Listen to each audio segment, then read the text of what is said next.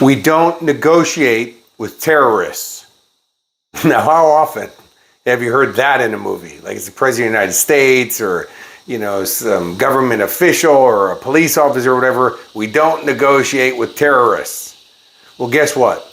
Don't negotiate with yourself. Don't say to yourself, oh, I'll get to this next week or I'll do it someday or one day or whatever, where you had a plan that you're going to work out and you're going to get yourself in shape.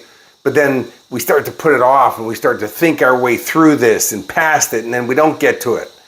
Instead, stop thinking about it and tap into your spirit, tap into your heart, and believe in yourself and go, you know what, my life's on the line here. My goals are on the line, my dreams are on the line. If you think your life's not on the line, you're not correct.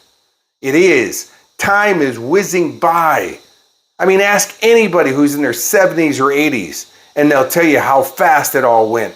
That it went way faster, and they got to that age way faster than they ever thought they would.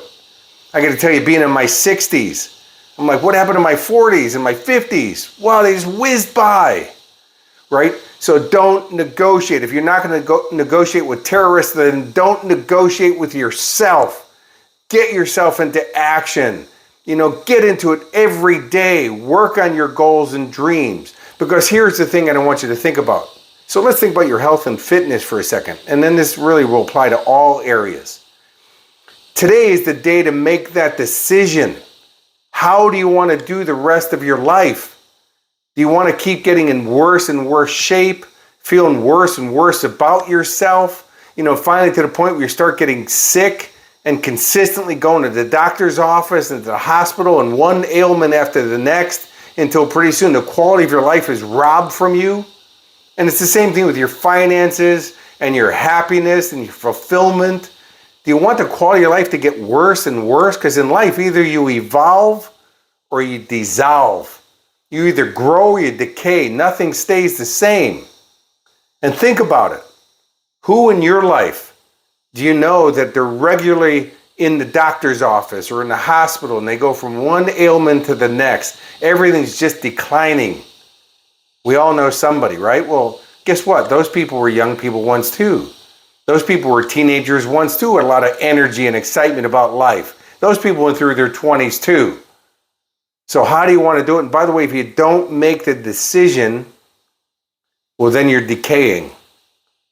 So make the decision that you're going to go, wait a minute, I'm doing a different route.